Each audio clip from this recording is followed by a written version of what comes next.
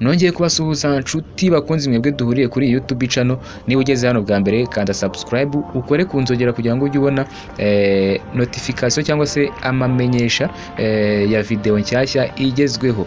Wowe kanda subscribe tujye tubana, kandi nawe tubana umunsi ku munsi ujye wibuka gukora share, like na comment kugira ngo usangize n'abandi amakuru wowe wamaze kugeraho, kandi amakuru abantu bakwiriye kumenya vugwa hirya no hino ku isi mu bice bitandukanye. Kuri uyu munsi muzanye amakuru ari kuvugwa rero ku cyamamare PDD.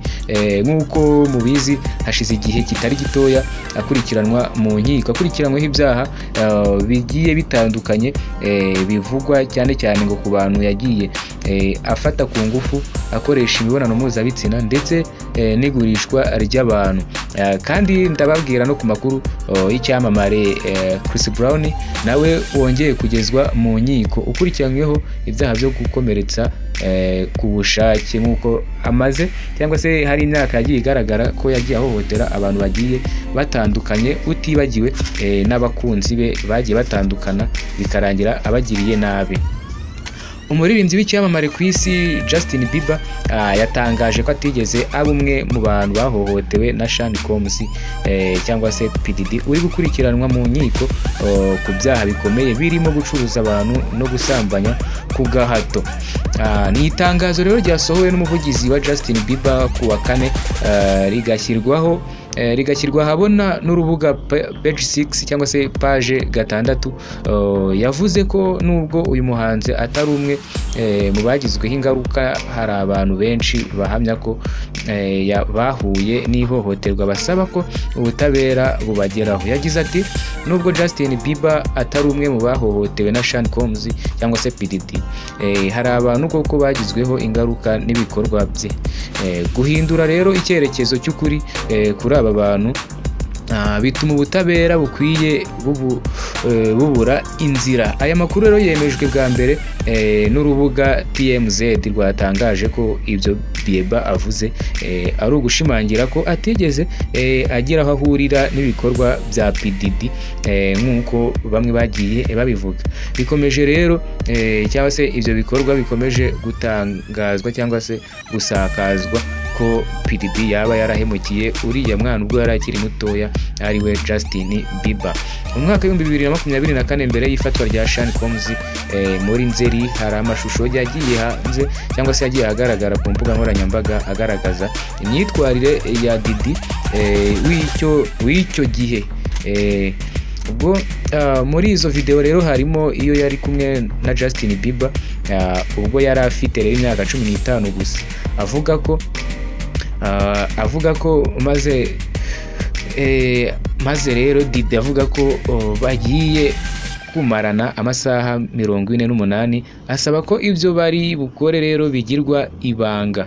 Mu mashusho yasakaye rero PDD w'imyaka 55 yaragiraga ati aho tugiye kujya n'ibyo tugiye gukora ntabwo twemerewe kubigaragaza, ariko ni ibintu by'inzozi ku mwana w'imyaka 15 nka Justin Bieber. Muri iyi video Combs yagaragaje ko Bieber icyo gihe yari ari mu maboko ya Asha, umuririmbyi wamufashije rero kwinjira mu muziki ubwo yari afite imyaka 16. Ati nubwo rero nta bubasha mfite bwo kumurera nk'umubyeyi, mu masaha 48 ari imbere Justin Bieber turaba turi kumwe kandi tugiye kwishimisha birenze urugero. Ibyo byakuruye ibitekerezo bitandukanye ku mbuga nkoranyambaga, bamwe bibaza niba hari ibindi byabaye hagati yabo bitigeze bimenyekana. Nicyo abantu bashingiraho bavuga ko Justin Bieber nawe ashobora kuba yaragize uterahohotewe na PDD. Nyuma y'uko rero Sean Combs atangiye gukurikiranwa ku byaha birimo ihohoterwa rishingiye ku gitsina, gufata ku ngufu no gucuruza abantu, benshi bari biteze ko Bieber yagira icyo atangaza. Ariko amakuru yatangajwe cyangwa se amakuru yatanzwe na People Magazine yavuze ko icyo gihe yari yibereye mu buzima bwe bwite, yita ku mugore we Hailey Bieber n'umuhungu wabo w'imfura Jack Blues. Sean Combs rero yarezwe bwa mbere n'uwahoze ari umukunzi we witwa Cassandra cyangwa se bakunze kwita Casey Ventura, ndetse n'abandi bantu barimo abagore n'abagabo bose bashinja Combs ibikorwa by'ihohotera. Umugabo ntiyorohewe kabisa, urumva ko ibirego bimumereye nabi. Abashinjacyaha cyangwa se abatangabuhamya ni benshi cyane. Icyo akora abamwunganira mu mategeko bagiye bahakana ibyo birego byose, bavuga ko nta na rimwe Sean Combs yigeze akora ihohotera rishingiye ku gitsina cyangwa ngo acuruza umuntu uwo ari we wese, yaba umugabo cyangwa umugore mukuru cyangwa se umwana. Ntabyo Diddy yigeze akora nk'uko abamushinjura mu mategeko babigaragaza cyangwa se babivuga. Kuba hari imanza nyinshi rero zarezwe n'abantu batemera no gutanga amazina yabo ntibihindura ukuri. Urubanza rwa Sean Combs rwatangiye ku wa 5 Gicurasi 2025, bikaba byitezwe ko ruzakomeza gukurikiranwa n'abantu batari bake kubera uburemere bw'ibyaha akurikiranyweho. Uyu mugabo akurikiranyweho ibyaha rero bigiye bitandukanye nk'ibyo byose nahoze mbabwira hejuru, ariko hari n'ibindi bikiza kuko bwije nuko bukeye aregwa ibirego bigiye bitandukanye kandi bigoye kuba wabyikuramo. Nzajya mbagezaho amakuru agiye atandukanye amuvugwaho uko hazajya hasohoka buri makuru. Ubu ngubu ngiye kubakorera muzamenye iby'uru rubanza rwa Diddy. Nk'uko nibasezeranyije kandi hari ikindi cyamamare aricyo Chris Brown cyangwa se amazina ye umwite Christopher Morris Brown. Uyu nawe akurikiranywe rero akurikiranyweho ibyaha byo gukomeretsa no gukubita umuntu. Chris Brown rero wongeye kumvikana mu birego byo gukomeretsa cyangwa se no gukubita, nawe ni umuririmbyi w'icyamamare muri Leta Zunze Ubumwe za Amerika.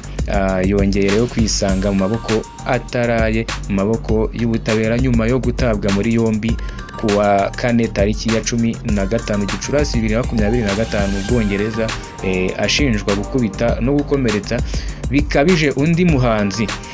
Ubone Chris Brown nk'uko yakomeje kurangwaho ibikorwa by'urugomo mu myaka yagiye itandukanye, nanone byongeye gusubirwamo, yongeye kubisubiramo.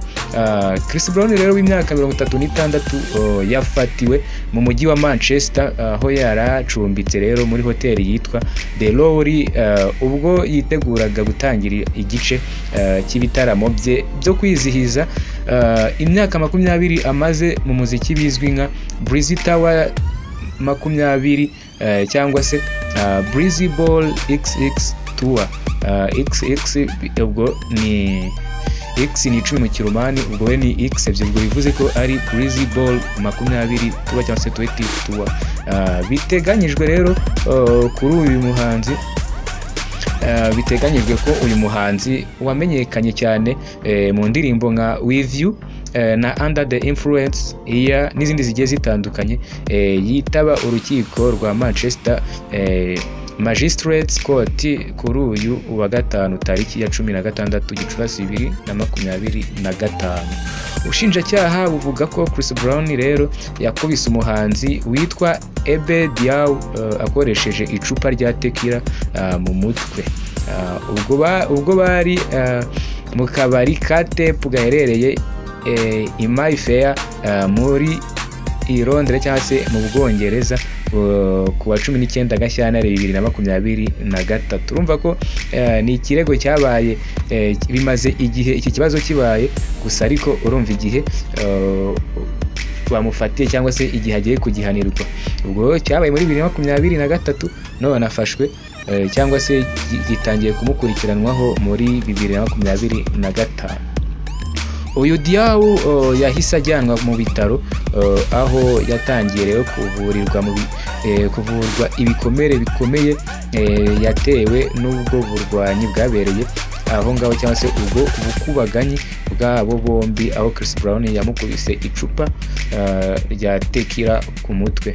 Amashusho rero yafashwe n'abari aho ngaho icyo gihe agaragaza ko Brown cyangwa se uyu Chris Brown yanateye imigeri Diao nyuma yo kumukubita, ibintu byatumye inzego zishinzwe iperereza zitangira gukurikirana, nubwo ubwo gufatwa kwe bije nyuma y'amezi arenga 18 bibaye. Urumva ko hari hashize igihe kitari gito kabisa, ubwo ni umwaka n'amezi 2 akaba ari bwo uyu mugabo cyangwa se uyu musore afashwe.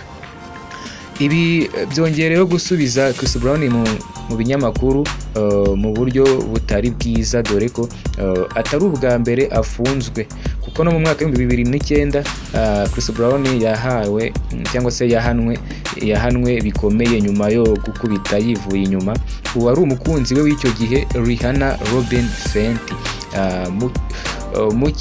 mu gikorwa cyababaje benshi. Rero icyo gihe yahamijwe icyaha cyo gukubita no gukomeretsa ku bushake, ahanishwa igihano cy'imyaka 5 y'igifungo gisubitswe, kandi urumva ko yagombaga guhabwa n'akandi kantu kagomba kugira ute kwerekana ko yahanwe. Ubwo yahanishijwe kujya anajya rero ajya mu myitozo yo kwihana no kwigishwa. Ubwo no kugenda akamugira inama, agahura n'abapsikologe bakajya bamuganiza kuko babonaga ibyo yakoze bitari bikwiye. No mu mwaka rero w'ibihumbi 2018 nabwo yafashwe na polisi yo muri Florida ashinjwa kugirira nabi undi muntu. Urumva ko ibihano bya Chris Brown byose ari ibyo gukubita, guhohotera ndetse kurwana cyane cyane bitewe n'umujinya, niko nabyita. Mu wundi mwaka wa 2019 nabwo yafatiwe i Paris cyangwa se mu Bufaransa ashinjwa gufata ku ngufu, ariko arekurwa bidateye kabiri nyuma yo guhakana ibyo birego yaregwaga muri icyo gihe. Ubu Chris Brown rero yongeye kwisanga mu bibazo bikomeye mu gihe we n'abamwunganira bataragira icyo batangaza kuri iki kibazo gishya. Bamwe mu bafana be ntibahisha impungenge bafite ku burere n'imyitwarire ye. Abandi bakavuga ko ari ukwibasirwa no gushakirwa icyaha buri gihe. Uyu muhungu ashobora kuba ari niba nabyita ishyamba aba yagiye, kuko urumva nicyo kirego cyari kimaze igihe. Urumva ko ari ibintu bimaze igihe kirekire ariko birangiye bibaye. Iyi dosiye rero ije mu gihe yarategerejwe cyane mu bitaramo byari gutangirira i Manchester muri Kamena 2025. Gusa bikaba bigaragara ko mbere y'ibitaramo agomba kubanza kwitaba ubutabera, kandi bishobora no kugira ingaruka ku rugendo rwe rw'umuziki. Ni Chris Brown rero nabwiraga amakuru amuvugwaho cyangwa se ibirimo kumuvugwaho ko ashobora kuba nawe agiye gukurikiranwa n'inkiko z'Ubwongereza, kuko ariho yakoreye icyaha kandi akaba yarakoreye icyaha cyo gukubita no gukomeretsa umuhanzi mugenzi we ubwo bari i Londres mu Bwongereza. Kandi subscribe wowe ugeze hano bwa mbere, wowe tubana umunsi ku munsi, like, share na comment, tujye tubana mu biganiro bigiye bitandukanye. Ibyo byari ibyamamare rero nakubwiraga bikurikiranweho ibyaha byo gukubita no gukomeretsa ndetse n'ibyo guhohotera abantu mu bundi buryo, aho PDD ashinjwa kugurisha abantu ndetse no kubasambanya ku ngufu, naho Chris Brown we ni imirwano no gukomeretsa. Ndabashimiye, nari Claude nk'ibisanzwe, kanda subscribe nshuti yanjye.